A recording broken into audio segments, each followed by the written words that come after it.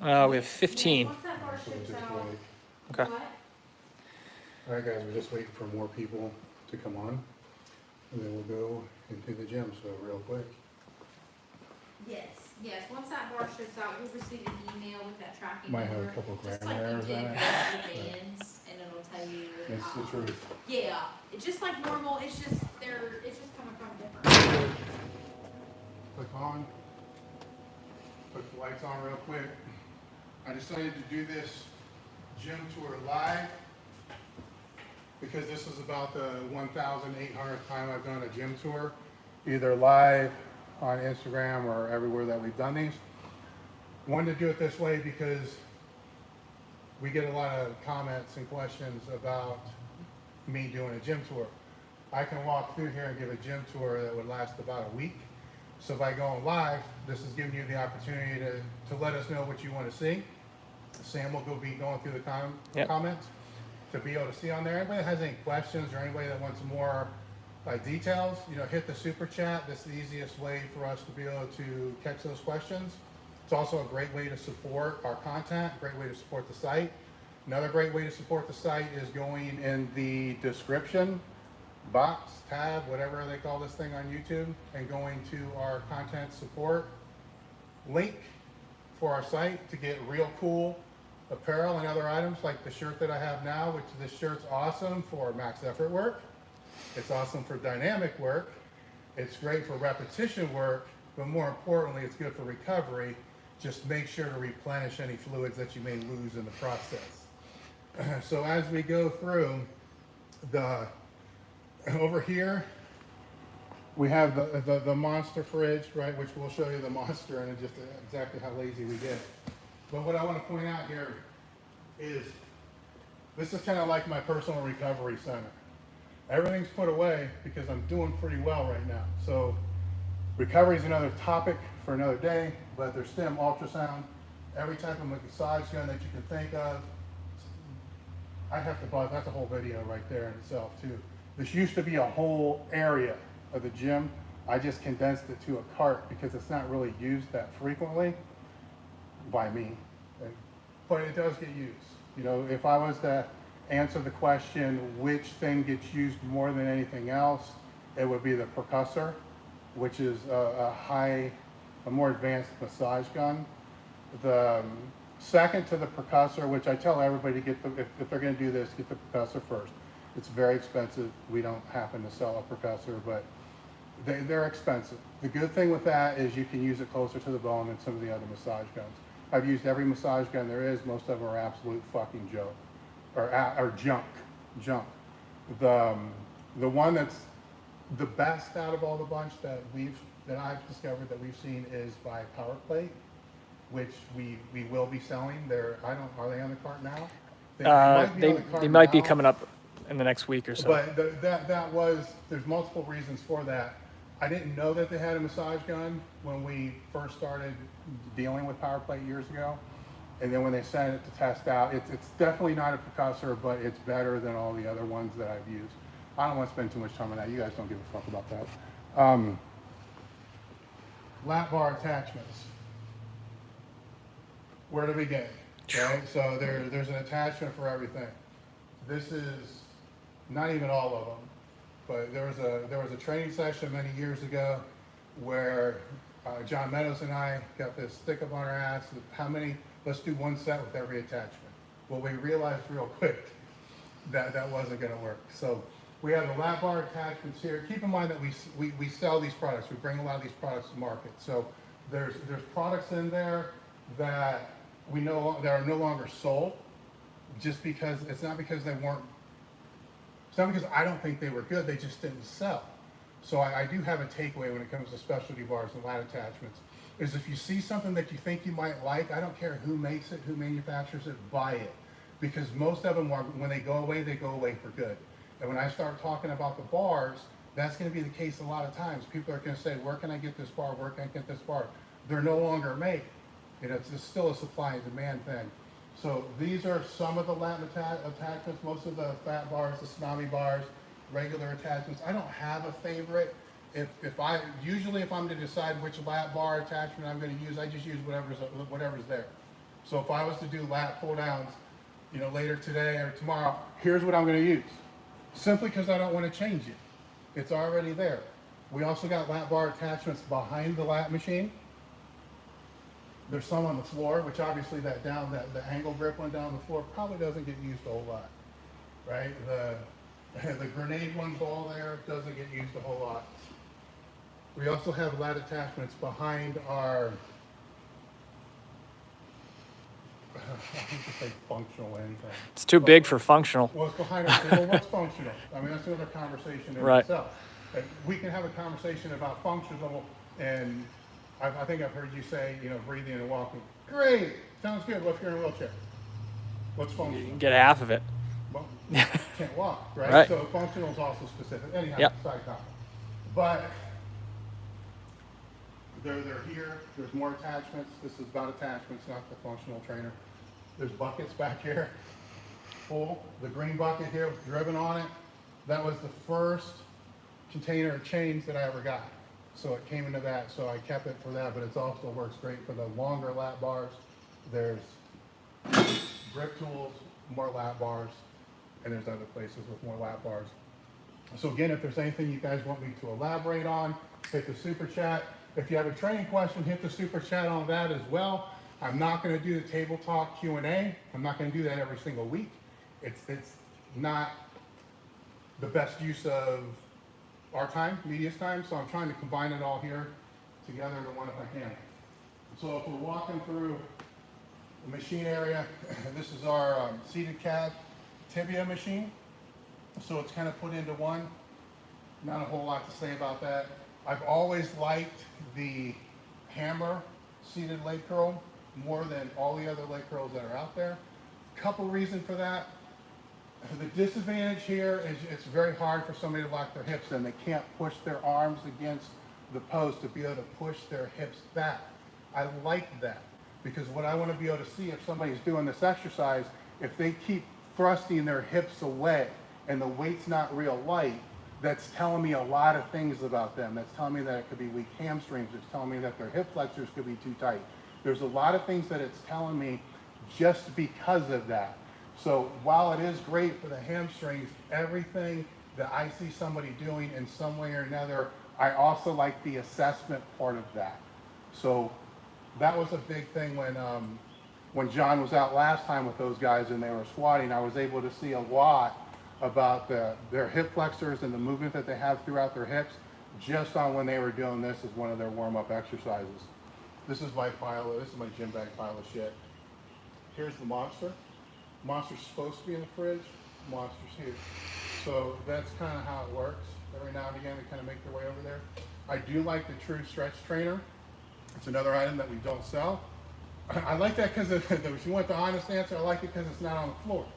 So anything that you can do on the floor, I can do right there. I first was made aware of this machine, I believe it was in Gold's Gym in Myrtle Beach, probably about a decade ago. And while I'm not a huge stretching advocate, there's a place for it. And this is one of I really like this, especially for the hamstrings, because I don't know if you're going to be able to really get this. Mm-hmm.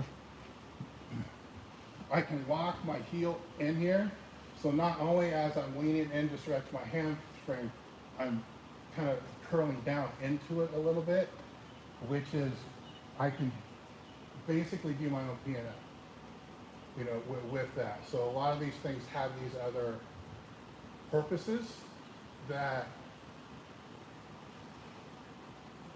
a lot of people don't talk about. I don't want to say they don't know, but a lot of people don't talk about. So we just got a super chat Yes. from our friend Alex Kenya Yeah. Okay. wanting you to rate the Monster flavors. Purple. Purple. There's purple and there's everything else. If I don't have the purple, I'm not drinking anything else. Sometimes the green, but I just want to drink anything else. True Runner. We've sold this item for a long time. Never really had it in the gym. Before we had a treadmill.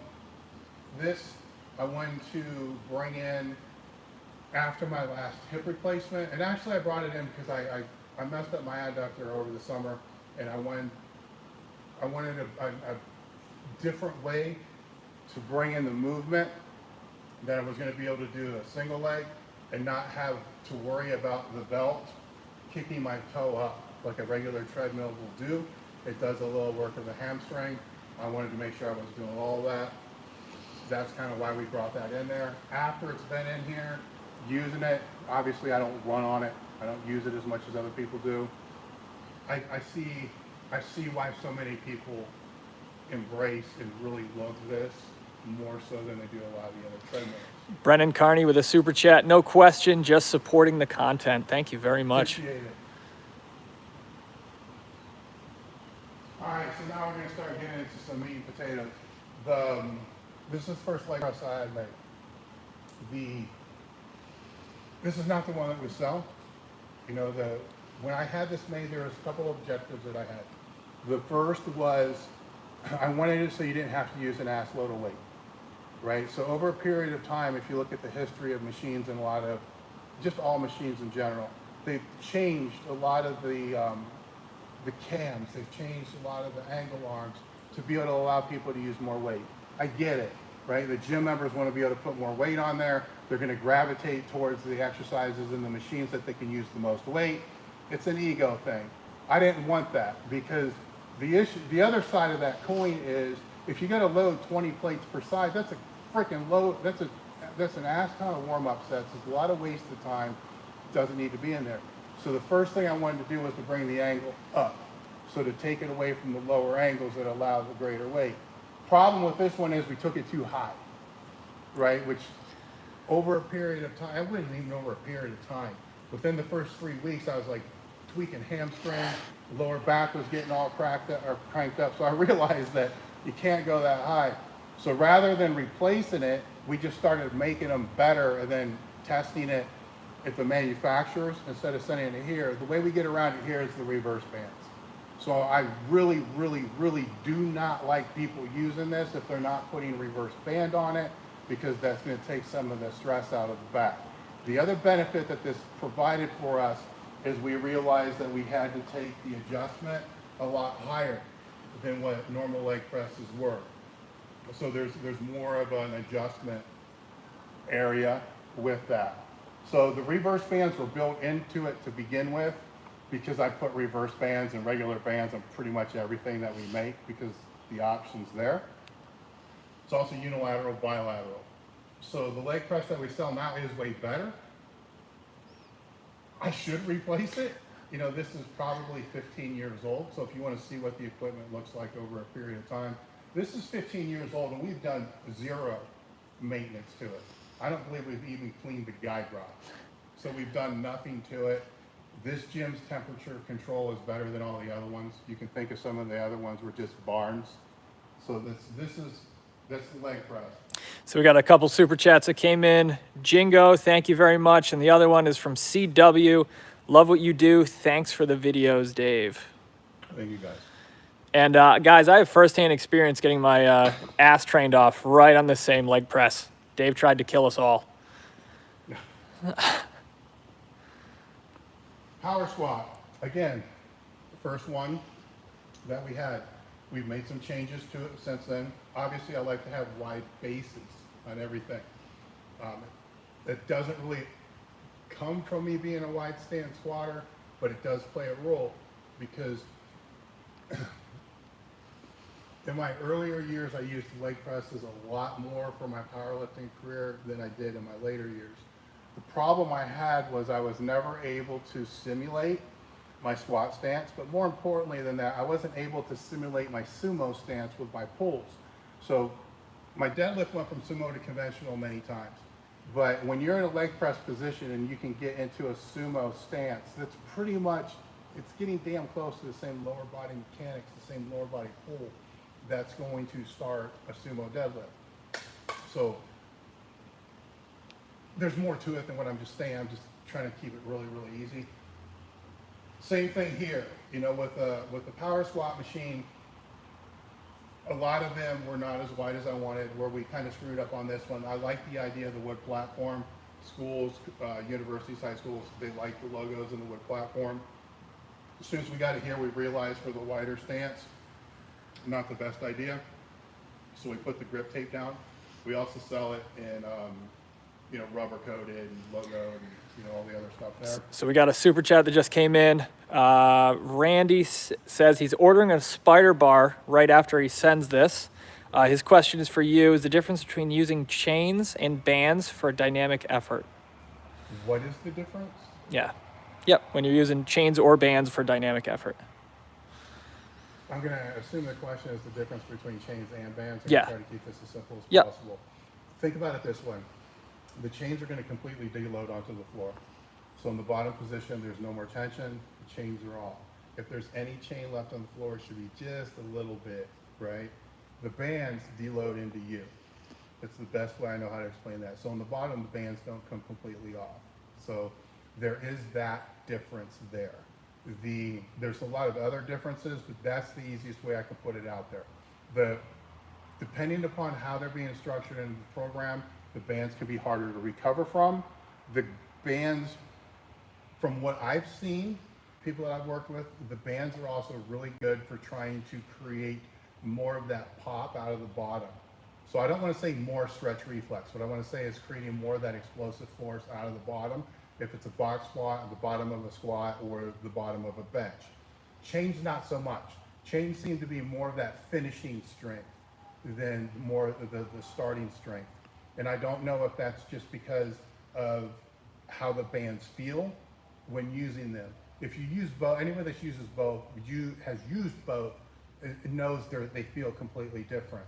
I do like to cycle both of those in. I don't like to stay with one all of the time, you know, because there's grounding effects too, where I think with the bands, there's more grounding. And by grounding, I mean, if you set the bands up right and you're not using a walkout, so you're using a monolift, or it's just on the bench, it's just a real short lift off, you can almost set that up to where it feels like it's riding up and down on a Smith machine. So like almost on rails, so grounding. What happens though is when you take them off, that grounding goes away. So what the person thinks they're doing to create stability is actually creating instability. There's ways around it to where you can put the bands a little forward, a little further back, so it doesn't have that impact. That's where you can find some people that are really, really good with bands, but then they take it off and it just goes to shit, or they're really, that's a lot of the reason why, is you look at how it's set up. Years ago, I was also able to see who was going to get the greater carryover from the people that are using the bands. If you saw the ones that had the bands pulling them just a little bit forward coming out of the bottom, which is going to create them to work their back harder coming out, they always got the higher carryover than the ones that was basically grounded. So anyhow, back to the power squat. Thank you for the question, the super chat. This thing we didn't have to change a lot of after the first one. The great story I have with this though is when it was delivered, I didn't have a gym. I was right out of moving from my house into our first location. So I had a garage gym, but that was just for GPP shit. So I didn't have the room for that. I had to have this delivered into a storage container that I was using to store sleds and some other items. So keep in mind, my house was kind of full of books and all this other crap. So I didn't have room for any kind of overflow. So a couple miles down the road, actually it was 5 miles down the road, all I could afford was a storage container. So I don't know what it was. It wasn't very big, like a very small bedroom. I had to have the frickin' truck deliver this here.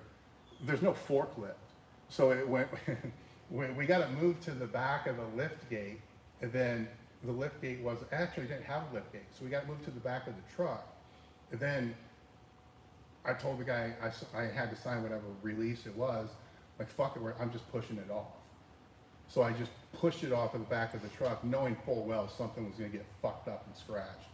Got it off of the back. It laid there for a day, you know, all over, and no one's gonna steal it.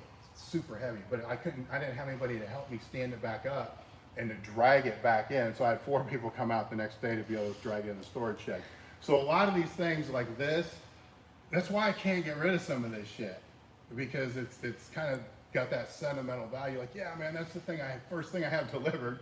I had to push it off the back of the truck into this gravel storage shed, and then have a whole other clusterfuck of how to get it from there into the place that we actually moved into later. So super chat came in during that story from CW. He's asking your thoughts on utilizing chains with an earthquake bar. But I mean, the first thing that went through my mind was how. So there's a couple ways that I've done it, seen it done. One way is we take the chain and we just clip it together and throw it over the end of the earthquake bar. So no, it's not going all the way down the floor. It's just a different way than taking the bands around the kettlebells and hooking it on the bar. So it's just basically hooking a chain on there. And there is some sway, you know, and movement with the chains, but not like you're going to get with the bands and the kettlebells pulling around. So that's the first way to be able to do that. The other way to be able to do that is the earthquake bar has a learning curve for one thing. And if you are screwed up, seriously screwed up, like, what do they call that? FUBAR? You know, FUBAR. FUBAR, right? Yep. You might not be able to use the earthquake bar at all. So even putting like a 20-pound, even putting the chains on each side might be too much because it's just going to be throwing you all over the place. So it becomes a weird bar to use when you're really, really messed up, because even though it's light, even the slide, it's hard to regress the load of the bar. One way that you're able to do that is to take the chain and drag it all the way down to the ground.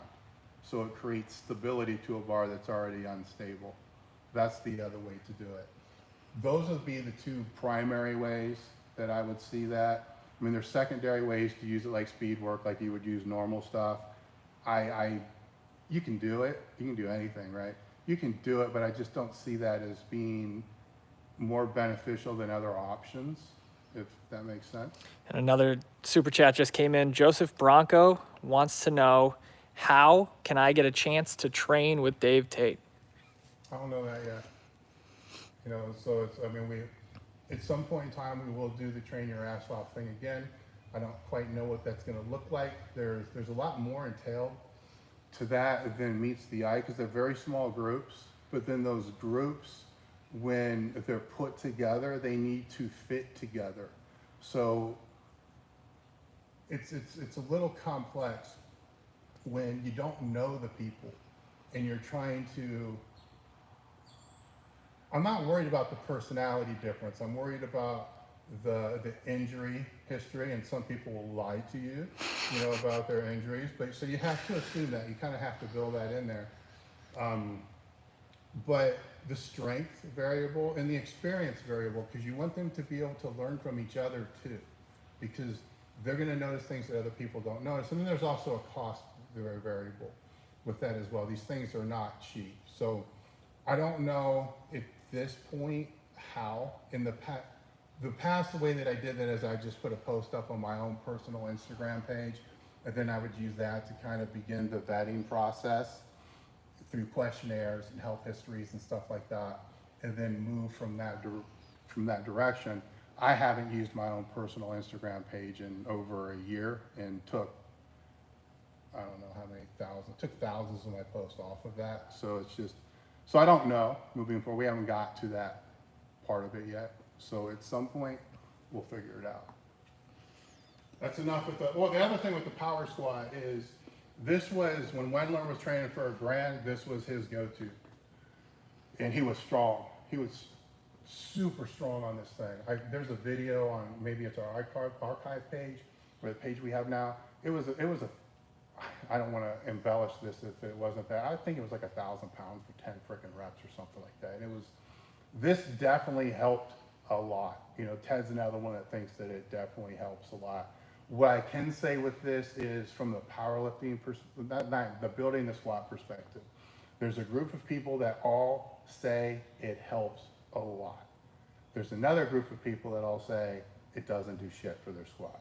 There's no in between when it's a squat accessory movement type of exercise. So that's there. The hack squat. Again, another one of the machines that was one of the OGs. It's the first one that we have made, wide platform. The biggest thing I wanted with this was to have the base adjustable, because my whole life, the problem, I always kind of liked hack squats, but if I found one that I could do and not kill my knees, it was, it was so rare. There was one in my whole freaking career, 40 years of training, that I could use that didn't actually wreck my damn knees. So I knew it was because of the freaking platform. I wasn't able to, it was all either too low, most of the time it was too low, but it didn't freaking adjust. So all I wanted with this was to take a basic hack squat, let's make it adjust, let's put band pegs on it, so if it still does hurt the knees, I'm gonna be able to reverse band at the very bottom and then go from there. And then of course, making the base wider. This is one that, you know, from the squat accessory movement, Ted, my training partner, this is his go-to for that. This is also when a favorite of Meadows when he comes out for the bodybuilding, so it kind of fills the different roles. This right here is the shit too, by the way. This is the tsunami bar, you know, ab, whatever they call it. We do sell this. Louis, I call it the iso curl. What's he called? Inverse curl. This is also, we don't sell this. We used to sell it. We don't sell it. We didn't sell it for very long. I still have things in here that we don't sell because it has a value. It has a purpose. This is one of those things that has an amazing purpose to be able to have. You know, just and I'm not a huge fan of the inverse curl. To me, if it's a glute ham raise, the knee has to drop. You know, you have to have knee and hip movement at the same time. If the knee can't drop, I see limited value in the movement. This kind of contradicts my philosophy on that, but this is it's a great exercise. If I had anything bad to say about that is you're limited on the number of movements that you can use for one machine. But when the machine does a phenomenal job at whatever that is, that kind of supersedes that negative attribute associated with that. Our dumbbell area is kind of trash because we got new dumbbells in. We are now a supplier of Intech. If you're interested in the Intech dumbbells, get a hold of Nate Harvey or Matt Goodwin. They're both on Instagram. You can send the email, you can call. There's multiple ways to get a hold of them. All of our older dumbbells are kind of thrown about all over the place. These just seriously just got put up there. So some of the crap that's on the floor, over a period of time, there's a lot of things in here that are going to be replaced with some of our newer things. Not those things I just went over, but a lot of the other things, we have a lot of things in development that are slowly going to be able to replace. The fat bells, you can see it down there. I like the fat bells. I don't know if I like the super fat bells because look at all the dust on them, so you can see how much use they really get. So not much at all. Prone bench for the rear delts. Just bringing this back. We're just waiting to get it online, to be honest with you. Where do they want me to go from here? I can do this for. This is why I hate doing it. Yeah, no, I hear you. Yeah, nobody's said where they want you to go next, but wherever you want to go, we can. If we want to go to the deadlift area, if you want to go with the monoliths, if you want to go to the bars, there's a lot of interest in the bars as well. All right, well, the bars, we can do the bars. Obviously, there's the leg curl, leg extension. It's one of our most popular machines here. That surprisingly is one of our most popular machines. I didn't think it was going to do real well. The reason I wanted this is I wanted to be able to do the leg extension laying all the way down. Just for the stretch that it's going to put across the quads. Where the funny story with this is when you bring something, this is bringing something back to market. A lot of the customer demand is, can you put a seat on it so we can sit straight up? And in my mind, it's like, no, that's not why we did it. It's not why we did this. We did it. Then I would tell people, just next time you try it, lay back. And then I get the email or the call like, oh my God, that's amazing. So that kind of falls on us, probably a lack of education on why a lot of these things are being brought out. What we didn't know when we first did this was how great of a seal row machine it was going to be. And the cool thing with that is the seal row top it's not as wide as what you'll see with a lot of other ones. When it gets too wide, you lose the ability, you lose some ability to breathe, and you lose it's not as comfortable because it's pinching things all up. When it's a little more narrow, you're gonna get better range of motion. It's our seal row bar. I don't think So we got a super chat that came in. Robert, thank you very much for that. And we got a few people that said bars next. All right, yeah, we'll get to the bars. We'll get to I'll just jump straight there. Bars. All right, so let's do this real quick. I don't know how well you're seeing this on the phone. You can start with this bar holder here. That's just like shit for the seal row. Those, we'll have to do something with those tsunami, I don't even know what they're called. I call them the tsunami wiggle things for the rehab. But we started bar holders going behind the benches here. So we'll circle back through that just because I ran out of room for bars.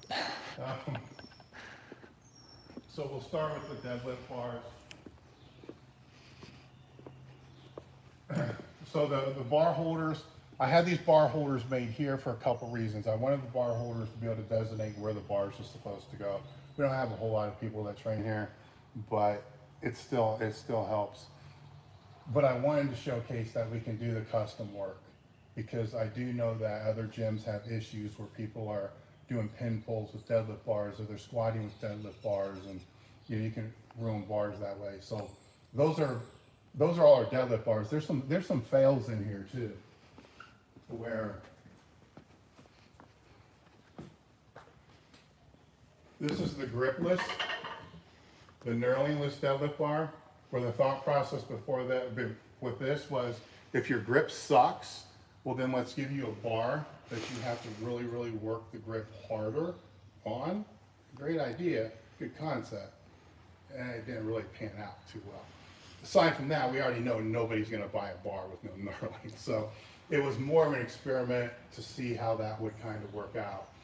Most of these are that's not even a deadlift bar there. Most of them are the Texas deadlift bars. That's a multi-bar. No, that's a sumo bar. So the deadlift bars, that's what that is. There's deadlift bars here. There might be, I think, when we counted last time, there's definitely over 200 bars. A lot of the bars are, I probably need to go through and throw a lot of them away, because a lot of the bars are junk, so not a lot, but quite a bit are test bars that just didn't work out real well. I keep a lot of them because things like pin pulls are gonna trash a bar. So we do have designated pin pull bars, but when they're done, there's always crap that you're gonna do that can destroy a bar. So I wanna be able to have bars that I know can be destroyed for that purpose, so I kind of keep some of them. This is the big ass trap bar here. We don't have this one on the site yet because it weighs 140 some pounds. So the shipping, unless you're already buying a rack or you're outfitting a gym and this is just gonna go on the pallets with all that, the shipping is cost prohibitive with that, but it's got sleeves, made from hell. So nobody is ever gonna max this bar out. I don't give a fuck who it is. There's no way they're ever gonna max the bar out. It's probably gonna hold 1,400 pounds. Deadlift platform, which we've had for several years now. It's got the ascending band pegs, multiple things for this. You can set it up to pull against bands on multiple different planes. You can set it up where you have the bands exactly at your sticking point or an inch lower than your sticking point. You can top of all the bands to kind of simulate pulling out of water. So there's a lot of different applications that you can use with these that we haven't really educated enough with, but let your imagination run wild. You can see what they all are. You can pull against bands. You can have bands just here on the front. So you can have bands pulling straight down and then have one band anchored in the front. So you got to pull back a little more. There's a lot of different band combinations with that. This one here, I believe, is I don't know what they call that. It's the T-Nation trap bar. Just a wider rackable bar. The back there is we still have your standard safety squat bar. So that's our standard safety squat bar. The middle pad we had to yank out, put on a spider bar. and that's got the extended handles on it. If I start explaining every single bar, it's gonna take frickin' forever. So different iterations of spider bar, which spider bar is probably my favorite squat bar right now. That's a rack pull bar there. There's a short bar here. More of a bodybuilding bar is kind of what I call that, because the diameter is smaller. The smaller the diameter, the tighter you can get the grip. I hate to say studies show, because there's always studies that show the opposite, but the tighter the grip, more likely for most people, the greater you're going to feel the pec activation. The wider the grip, the more you're going to feel tricep activation. So when I get to some of the American bars that we have, that's why some of the grips are more narrow compared to some of them that are a little wider. Anybody want to know specifics on any, like this? This is one of our suppliers. I'm like, what the hell? Let's just see what this is like. It's a piece of junk. So it is, but if we have high school kids, junior high kids, and want them to do trap bars, I'll have them do that, right? Because the color, you got to keep in mind there's a psychological aspect, probably more than anybody really thinks about to all this. So if I'm going to give a younger kid a blue colored bar, they're probably going to like that more than if I'm going to give them, you know, this, you know, or, you know, your standard bar. You got certain groups of people that you're going to train need to have things that are less intimidating than others. So that would not be something that I would throw in the trash to be able to get rid of, because there are specific applications to where I've had to use that for that reason. Regular power bars, there's another deadlift bar, so a lot of these things are just, actually that's a deadlift bar too. So deadlift bar, deadlift bar.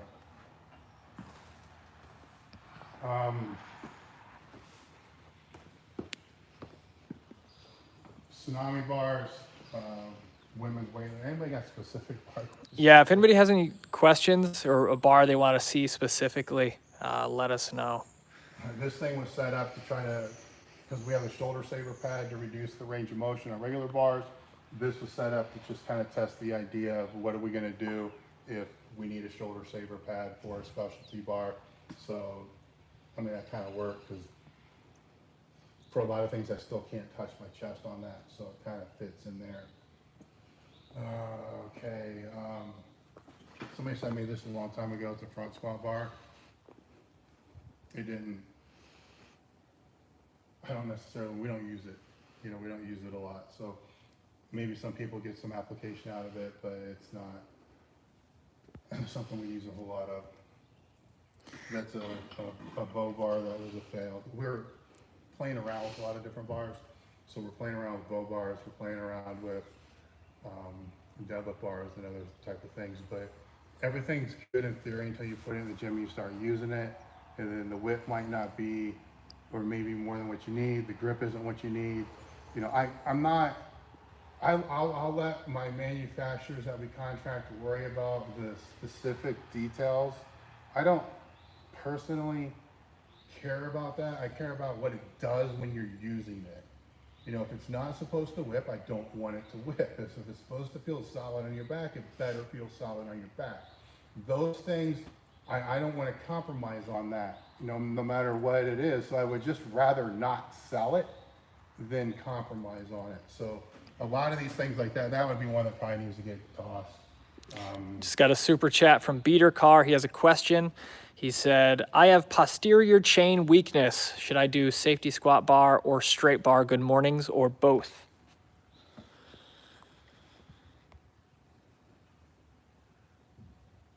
I mean, the obvious answer is both, because you want to be able to cycle through there. But I would say probably, depending upon if you can hold the bar in a non-high bar position, probably a straight bar. And the only reason I'm saying that is I don't want it rolling up on his neck. So when I say non-high bar, I'm talking extreme high bar, because most people that are going to ask questions like this are not going to be advanced lifters that for those listening, you kind of get what I'm saying. So the lower the bar for the good morning, the better, but you don't want to go super, super low bar. So the straight bar. I'm more concerned with getting it back on your hamstrings and not so much all of it on your lower back. So more forcing back into like you're trying to do a hamstring stretch. The spider bar, there's a lot of deadlift bars throughout here, which I don't quite know how that happened. Rings bar, we discontinued selling those. They never sold real well. Great idea, great concept, but you know, I think we had one run of, it may have only been, it might have been 50 bars. One run of 50 bars that took us frickin' forever to sell. They didn't even sell during the early time of the pandemic, which is kind of like a huge indication that it's not going to sell. So going back to what I said earlier, you know, about lap bars and other bars, if you see something you like, buy it, because when it goes away, it's probably gone. And a lot of other manufacturers that are going to try to reverse engineer or borrow ideas from other people, they're not going to borrow ideas that didn't work. You know, so there's that. So fortunately, this is another crap bar that needs to, there's another freaking deadlift bar. Someone didn't get the memo. Yeah, I mean, there's like, I bet we got 20 deadlift bars out here. The American bars. I'm trying to look at more unique bars that have a story to it. It's my first fat bar. When moved the business out of the house into the first location, I was broke, you know, and got even more broke after moving there. I wanted a fat bar and couldn't afford a fat bar, so I took an old pair of Inzer knee wraps that I had left over. I cut them in half, I wrapped it around the bar, then I put duct tape over the wraps, and there's your makeshift fat bar for that grip. So there's always a way, you know, when granted, I would love for you to buy a fat bar, but there's always a way. So you just got to think a little bit outside of the box to be able to get it done. Is it the best fat bar?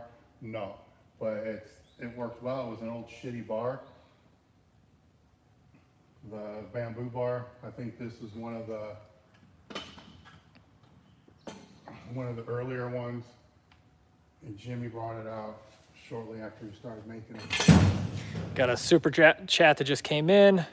Morgan Dudley asked, what is the tsunami bar's purpose? Is it similar to an earthquake bar? No, they're different. So you can say their purpose is kind of the same, and that is when it comes to, the one oscillates, the other one doesn't oscillate, but when people are adding it in the program, they're adding it to be able to work stability. So I found them to do two different things. Now, both trainers that use one or the other, that are trying to pit one against the other, are going to say they can both all do the same thing. And I get that. I get where they're coming from. I personally like the earthquake bar more for holds. So being able to load it up, timed holds. So being able to load it up, take it out, just hold it if it's in the bench. Don't need a whole lot of weight, you know, maybe just a quarter with a band on each side. And I like to use music, so I'll hold it for a song. You know, that way I don't have to count in my head, I don't have to set some stupid phone timer, I don't have to do this. So song starts, you hold it, you just hope it's not Stairway to Heaven or something like that. And you just hold it. That works phenomenal for me and for the people that I've had do that, more to be able to help build that, you know, that starting stability there. The tsunami bar isn't going to work well for that, or because I'd have to take it out. Then what you got to start. What are you going to do, right? So the tsunami bar works better for more of the rep stuff. So, and you can squat with the tsunami bar. So they have different purposes. I don't think it's one of those things where it's either this one or this one. And I think people are trying to put them in the market that way. Like, should I get the earthquake or the tsunami? The answer is get them both, right? But if there's economics play a role, you can't afford both, then how many exercises do you want to use it for? Do you want to squat with it? You know, start going down that checklist and then go that route. So there's different reasons. We can probably do a more in-depth video later, kind of comparing and contrasting those things. Yeah, we also just got another super chat as well. Another question. If I'm buying a fat bar, should I go with one with knurling or without? For benching, mostly. To buy ours, you know, for one, so we don't sell any without knurling. So I would always get the knurling. Now, how much knurling you need, that's kind of debatable, because depending upon how the bar is made, where some of our fat bars will texture coat. And actually, I don't think we have fat bars without knurling, but you can always tape it. Like, I don't know if we have one worth, I'll show you down here in a minute. So there's kind of always ways around it to where the problem, if you get too aggressive of knurling on a fat bar, is it doesn't fit in your hand the same way that other bars work. So what happens is areas of your fingers that normally don't have the knurling on just start to get chewed apart. And I don't want to sound like a wimp about the whole thing, but these are bars you don't use very frequently. So you're not going to build the calluses up for that. And a lot of people that are going to put these in the program may be using it for max effort work. Then that becomes that distraction that's more than you really need to deal with that. And trust me, we probably make the sharpest neuro power bar on the market. So I'm all into knurling, but it's a give and take. Do you want an easy curl bar with super aggressive knurling when it doesn't really justify the ends? Well, that leads us into our next super chat from Cody Plum. Thank you very much. He says, can Dave school us on fat bar uses and differences between the models that you have on the site? Also, why Louis doesn't like fat bars. I can't comment on why Louis doesn't like them. It's been a long time since I've been in his gym. We didn't have them when we were there. The different fat bars that we have, I don't think we have as many as we used to because we trim. They're still over there, right? Yeah, we'll hit that down there. Let's go there now. Cody, we'll head over there right now.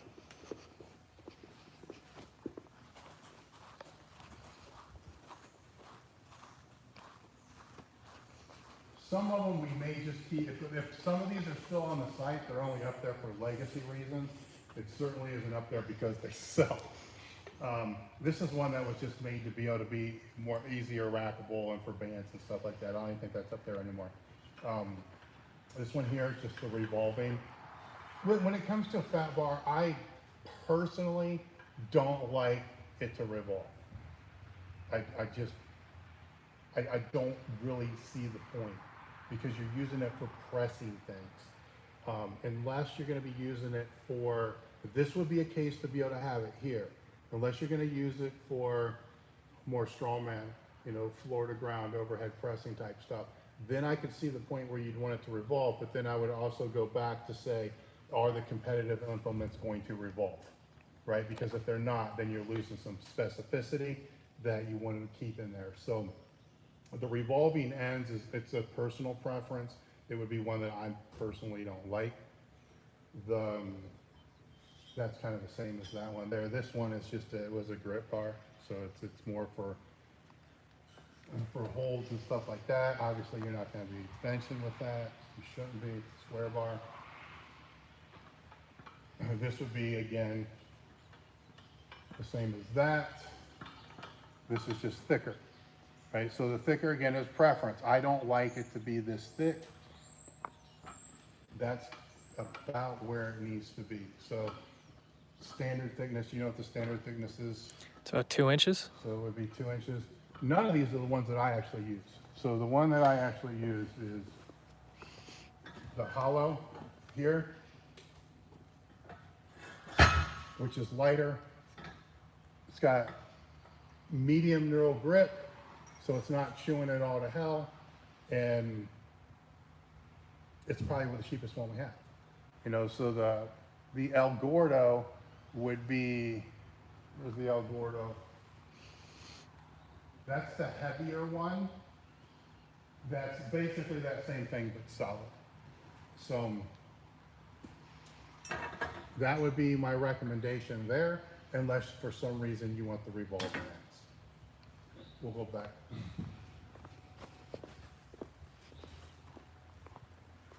I don't know where we left off, so I'll just kind of rip through here.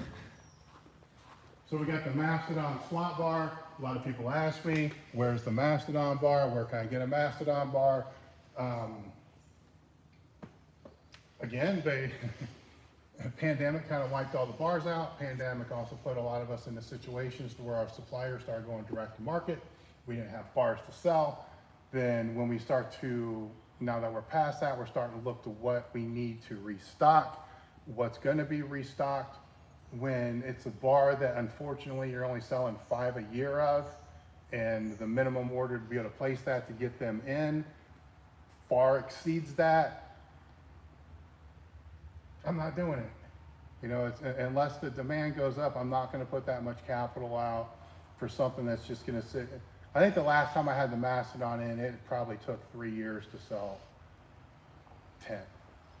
You know, so that's kind of where we are. And I know that other people that are selling similar bars, other companies that were selling similar bars, in the same boat. So with that, I would do a little due diligence, find who was manufacturing those bars, contact them directly, and see if they still want to bring them to market. If you do that, I would tell you to take whatever shipping time they're going to quote you and quadruple it twice, because it's probably how long it's going to take. Because with those type of bars, even the deadlift bars in a lot of instances, whatever our quote was on shipping time was always 4 times longer. And so we never sold those as a drop shipped item because we didn't want to deal with well, we did for a while. We dealt with the customer service nightmares from that. So that's kind of the answer to that. So obviously if the demand goes up, we'll bring them back in, but they're too expensive to just let sit forever. Got a super chat that came in from Jared Grundy asking your opinion and if you enjoy the Mars bar. Yes, yes. You know, I use that both as front squat and a regular squat. We did look into carrying the bar. We decided against it because the margins weren't really worth doing it. And the other problem we had with it was the shipping. You know, people already are just crushing us over shipping to where I don't want to go into all that, but we had to reallocate a lot of expenses of the company to just start absorbing more shipping costs. We couldn't bring in a bar that could only be freight shipped. And so it was just cost prohibitive. I have been told now that they ship them unassembled, which is great for the end user. Even if the margins were there, I'm not too sure I'd want to do that because that's going to come back on our customer service for all the people that don't know how to put it together. And then we end up having to refund shipping and all these other things because people get upset about the whole thing. All those issues aside, is it a good bar? Yes, I like the bar. Is it a bar that I think people should put in their gym? Most definitely it's a bar people should put in their gym. Is it a bar that we want to sell? No, because we're not going to make any money on it, and the customer service is going to just wipe out any money that we would make on it. Going back to what I said at the very beginning of these things, bars like this, and I don't want to jinx this, I wish him all the best. I wish him more best so we could figure out how we could actually help sell the bar. If this goes away and you wanted the Mars bar and you didn't get it, you're screwed. You know, so that's why I got it and may actually pick up another one. And I pay for these things, by the way. You know, all these bars that before I'll even begin the conversation with the supplier, if it is something like this and other products, I order it from the supplier first without them knowing it. I want to know shipping time. I want to know how it gets here. I want to know pricing. I want to know all those intangibles that you'll never find out if you just reach out and say, hey, we're interested in selling your product. They're solid. You know, it's a solid company. I like what they're doing. So, and I know the manufacturer. This here was,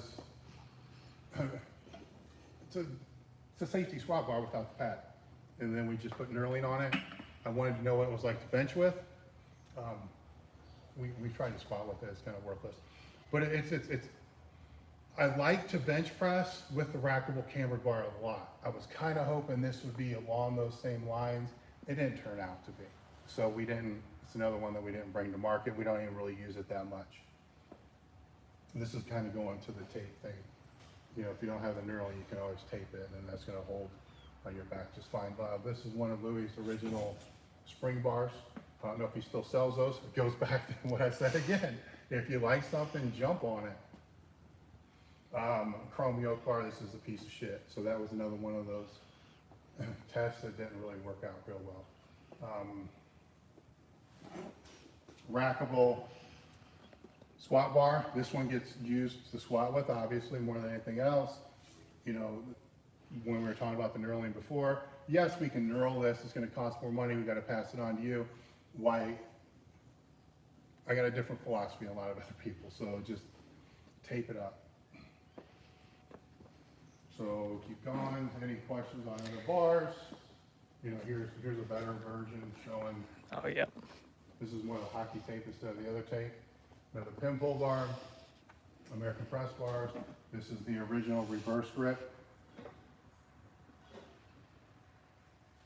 Yeah, this is the original reverse grip bar, which is funny because Ted won't let me throw it away. I have better I mean, this is look at this. Just used that the other day. I mean, he won't use any of the other ones except that one. It's just exactly the same thing, but it's just old school how he likes it. So it is there. This is the original spring here. That's the second iteration of Lewis. Those do get used. More tsunami bars. I really do like the tsunami bars, so we probably need to do, you know, more video work on that. So let's step out here.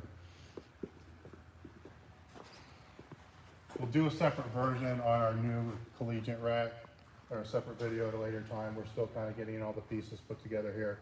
I still got other things coming in with that. Monoliths. 1, 2, 3, 4, 5 monoliths. Almost every iteration of the monolith that we've had. We've tried everything there is to try with a monolith that we know of, that, you know, a lot of things that we've tried, we've got rid of. We've had, you know, different arms that we've brought in for seminars, or that we used to call them underground training experiences, where we'll bring in all of our sponsors. And, you know, we've had so many times where we bring this in to be able to test it, and before they even got their warm-ups done, we had to take the arms off and throw them in the back, put the other ones back on. You know, just because, you know, you try to change one thing to make it seem like it's a better idea, but then you don't realize it increases the depth, so then it's smacking their forearms and elbows and stuff like that. The benches here, you know, floor press, I call it the floor press bench, even though it's not the floor. But the benefits that you have on some of these things is, everybody knows what the floor press is. Everybody gets what the floor press is. What they miss a lot of the times is, one of the hardest things to teach people when they're bench pressing is, as they're bringing the bar down, you need to bring your body to the bar, right? So that's either expanding your rib cage. It's not so much pushing your belly to the bar. It's trying to, some people say pull the bar apart, but you're just trying to bring your rib cage to the bar.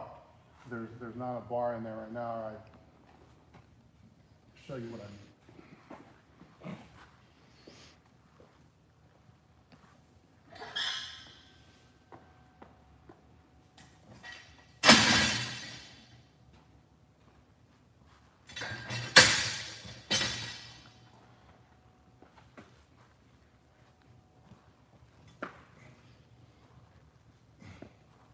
So if I'm just benching here, all right, I'm not really trying to bring, now keep in mind, because it's say a floor press pad, that's stopping my elbows, right? Now, if I just try to bring my chest, see what I'm trying to do here? All I'm trying to do as I'm coming down, or even if I'm here, I'm trying to expand my rib cage to the bar.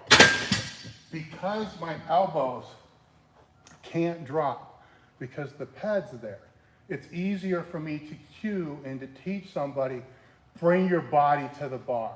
I wasn't arching. You know, I wasn't doing any manipulation where I'm trying to leave my shoulders down. I'm not doing any of those things. I'm just trying to expand my rib cage. So as I'm bringing the bar down, I'm trying to bring meat to the bar. So we're gonna meet. A great way to do that, that's very hard to teach on the floor, because your legs are going to be straight. So you don't have quote unquote leg drive, or that leg stability to be able to do that. This is the way that stops that, to allow that to happen.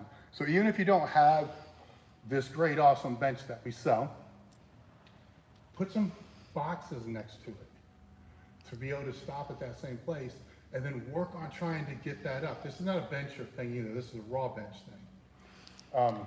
So we got a super chat with a monolift question. Let's see. Can Dave tell us more about fixing monoliths to the ground with screws versus dumbbells versus steel base plate?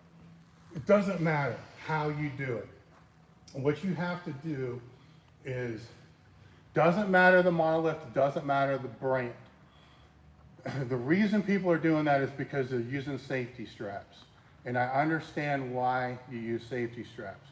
All right, we also put warning labels on there because what began to happen many years ago is the safety straps are intended to just be safety straps. So you still have spotters. So somebody misses the weight, the spotters grab the weight, then they set it into the straps, right? Or somebody's going down, say they blow their knee out, the spotters guide it into the straps. What started happening was people stopped using spotters because they have these safety straps. So then if they take it out and it falls off their back at the top, or they decide to bail at the top. So they bail at the top, they step forward, the bar hits those straps, no problem. But after the bar hits the straps, it begins to roll in, like a swing set, like a person on a swing set. Then it's gonna come this way. Then when it comes this way again, the whole freaking monolith tips over. And if the person happens to be standing behind the monolith, they just get their head knocked off, right? So the way to fix that would be to take the legs of the monolith and extend them, say 18, 24 inches longer. Well, now you're shipping, everything just went through the roof. That's not really a good solution for that. The solution is to use the safety spotters for what they're intended for, to be safety spotters, not to just throw shit off the top of it. So what you need to do is when you understand what you're trying to protect from is that weight hitting the safety spotter and then swinging this way, right, which is going to create that motion that's going to tip that over. So this will be the area that needs to be anchored down, right? So it can be dumbbells in there. The reason the dumbbells are put on the back, which would be like here, that's for bands. I mean, common sense is going to tell you, you put enough band tension on here, the monolith's going to tip up, right? So you got to counterbalance whatever you're going to have on there. So there is that. So that always needs to be a factor in there based upon how much band tension you're going to use.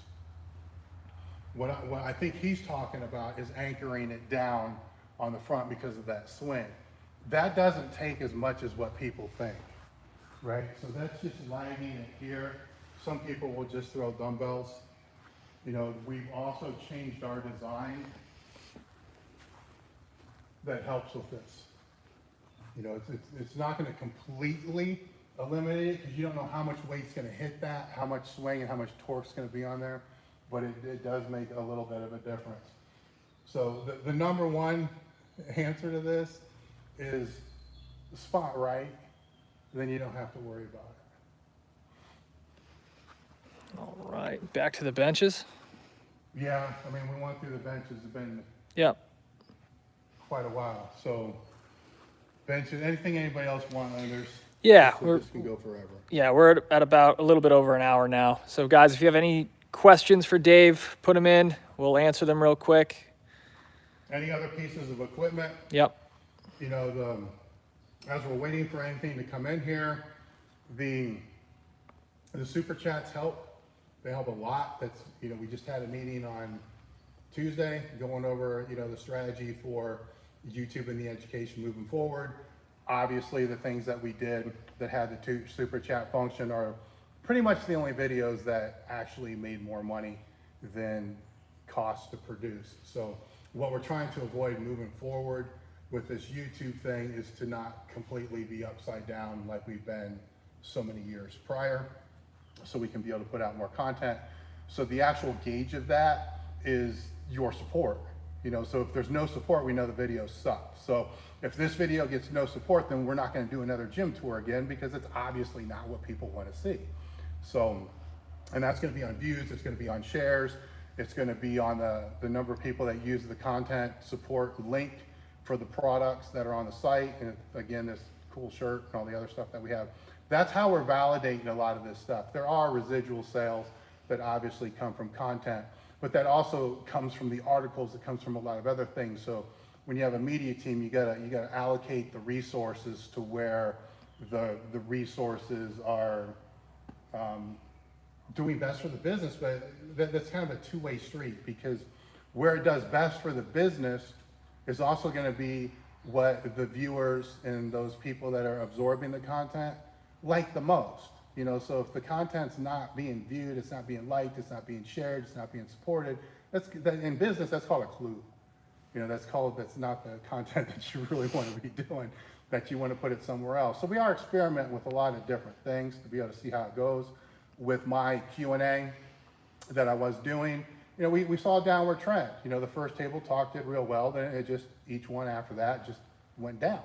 So obviously that's not something that we can do on a weekly basis, so we're trying the gym tour to be able to see how that goes.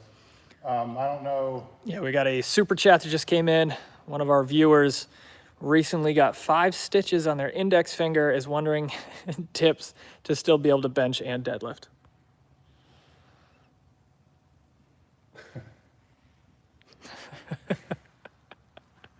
Yeah, that's one of those questions, man, you know, that I gotta like legally say I'm not a doctor, and it's just like, you know, fucking put a Band-Aid on and deal with it. Do what you feel is right. I'll just say that. I don't know how deep the stitches are, you know, stuff like that. There's a lot of ways around injuries, you know, and before we even have that conversation, the other conversation is what's the real level of dedication here?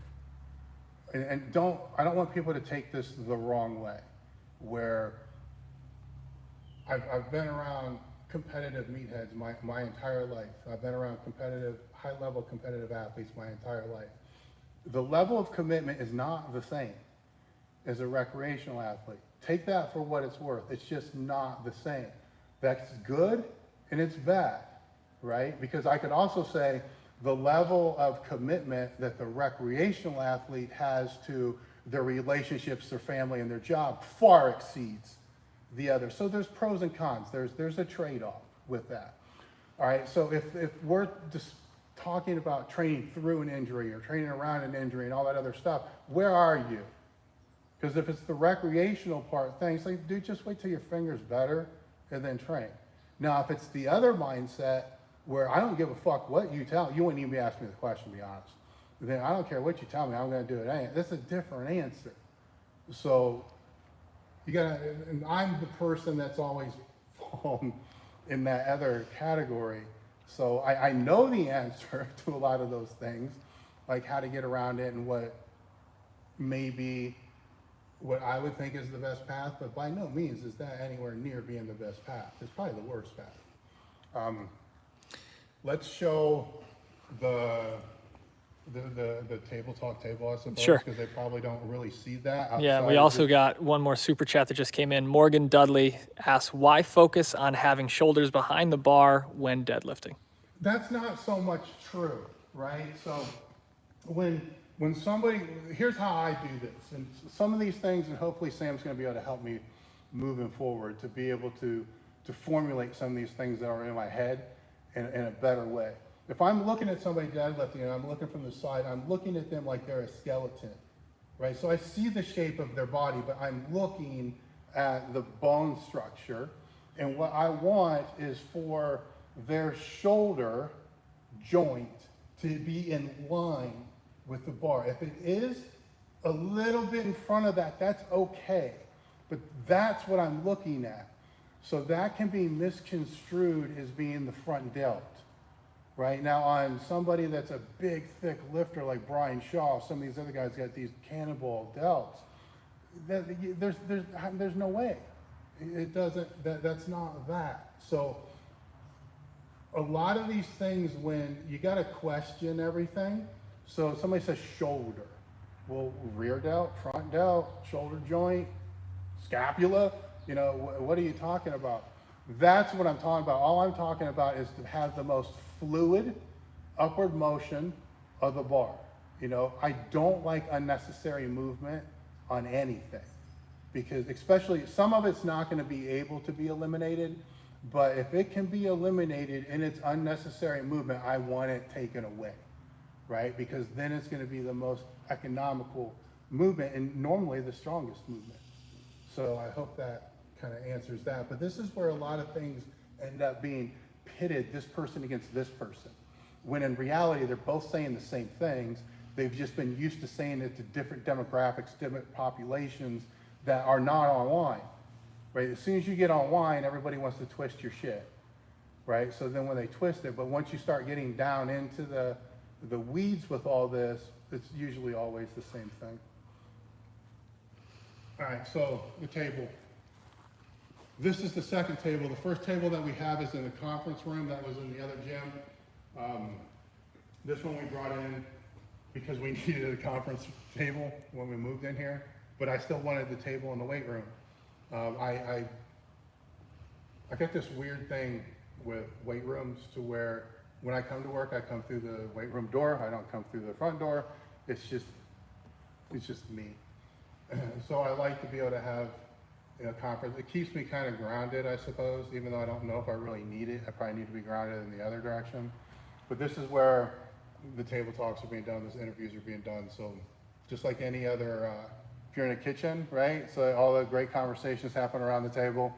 So it's the same thing there. Hit a couple more pieces and see if anybody has any other questions. Something that's a little more unique. Our belt squat, the belt squats, here's a good one. So there's several different types of belt squats. There's actually another one now too. So you have your leverage type of belt squats, which would be, say, the pit shark, like Matt Winning's. I think Powerlift has one. They've had one for a long time, and I'm probably forgetting a couple. Rogues might be leverage. So you got a leverage style belt squat. Then you have, more of the old school, just belt squat with cable. Then you have the Louis, what's he called, athletic training platform. They're all different. They all serve different purposes. So with Louis' athletic training platform, that cable goes side, back, forward. It allows 360 degrees of motion. That's great for marching type stuff. It's great for anything that you're going to do off to the side. I've seen so many really cool things you can do with that, especially when you put two of them together and you can have people kind of, grappling and doing supportive work, against each other. So that's really what we use that more for, because if you try to do that marching type stuff here, it's nowhere near as good. It's probably not even worth doing. You try to do it on a leverage, like a pit shark, it's totally not worth doing. Now, the benefit of something out of how I've trained people out of the leverage, I would never use this or that for what I would call a challenge set, where you're just gonna just destroy somebody, take them, to failure with post-failure meets, like strip sets and force reps and shit like that. That's what the leverage one's for, because it's more guided. There's less room to really mess it up. So it's also really, really good for those beginning athletes, again, those high school athletes, those younger athletes, because the learning curve is nil. The learning curve is seriously just stand up straight, because they'll start leaning forward, or maybe they'll start pushing with their arms too much. So the belt squat is I like it more for trying to build the squat, the deadlift with those stances because of the way the pull is.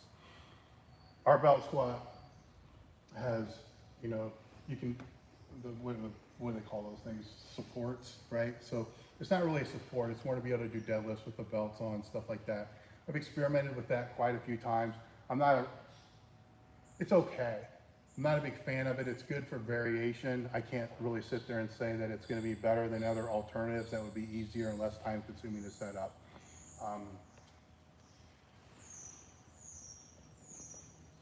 This is kind of like our Mac Daddy of it, because we got the weight storage. We also got storage racks on the back.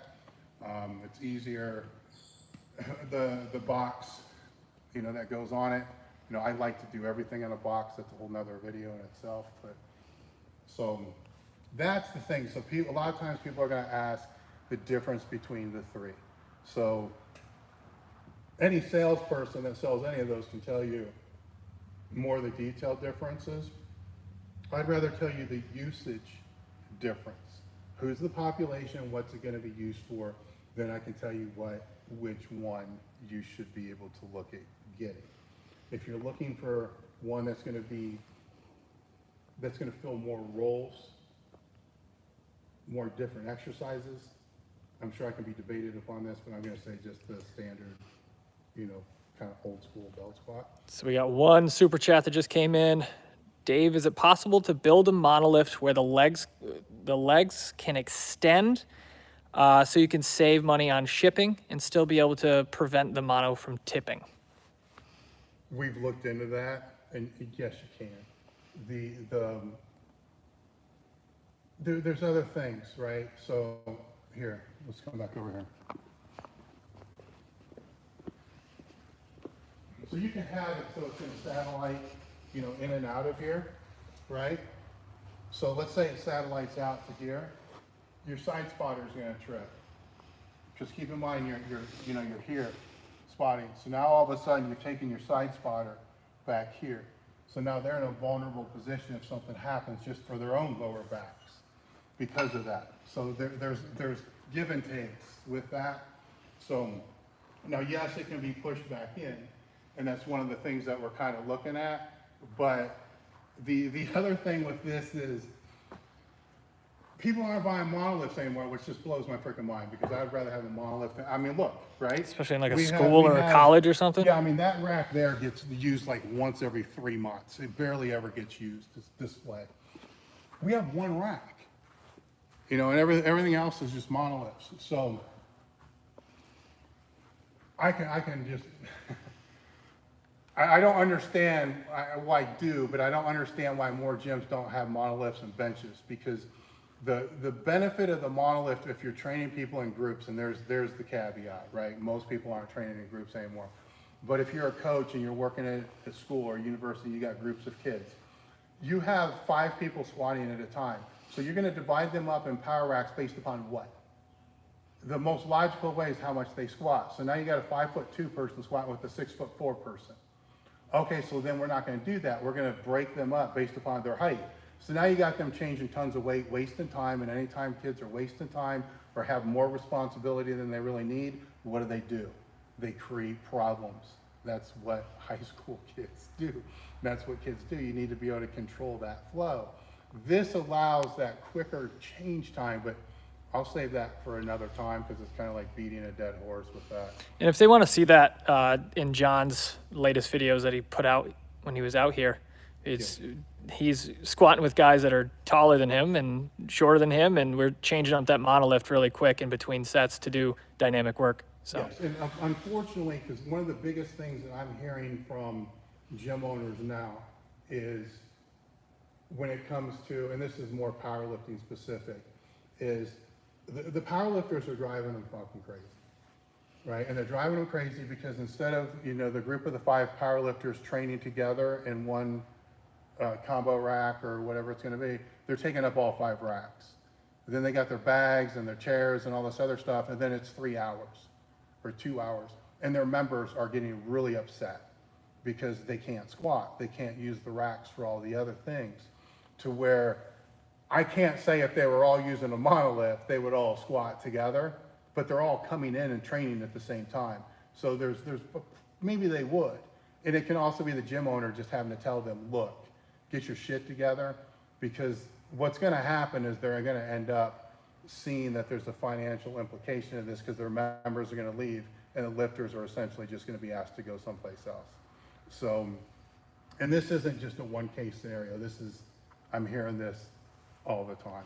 So of course, I'm trying to get the gym owner to buy monoliths, right? So kind of hard for gym owners to do right now with the financial ruin that they're dealing with, but that's part of the conversation. The other part of the conversation is how to have the conversation with these people to tell them that this is impacting the membership from there. So, anything else you guys want to see before we wrap this up?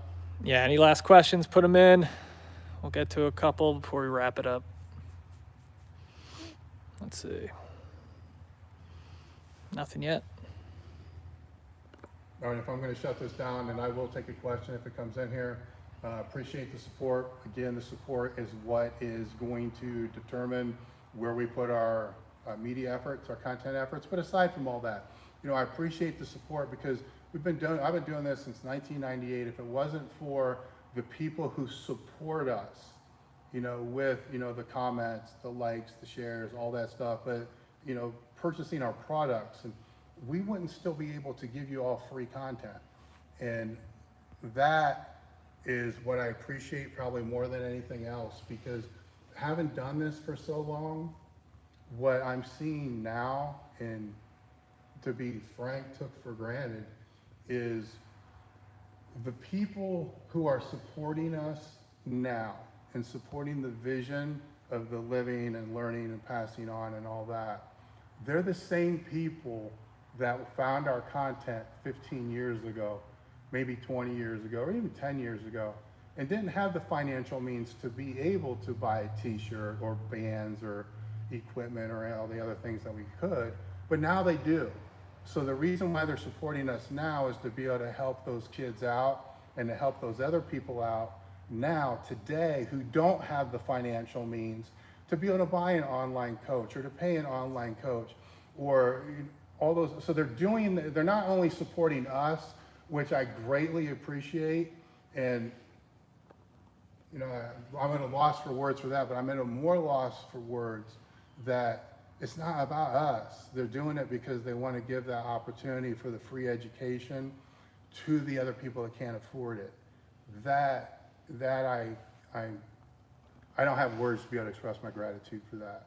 So we got a few super chats that just came in. Cody Plum said he just wanted to thank you because when he exited bodybuilding and was lost for training, the content you put out really helped him with his lifting. Another question from Jared Grundy, thoughts on benching in power rack versus a bench rack? You mean a bench rack like this here? I imagine that's what he means. That's a good question, right? Because if you want to do reverse bands, I like the power rack a little bit better.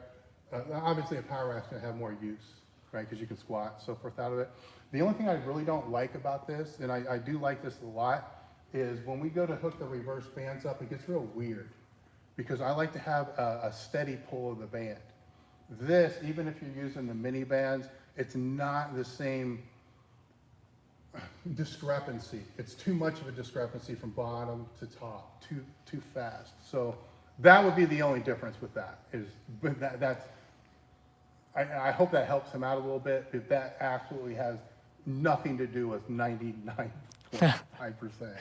of anybody that's going to listen to this. And that next super chat is from Robert Kamaj. Dave, what do you think about flywheel training or supramaximal eccentric overload? Well, I don't want to say this. I like the concept.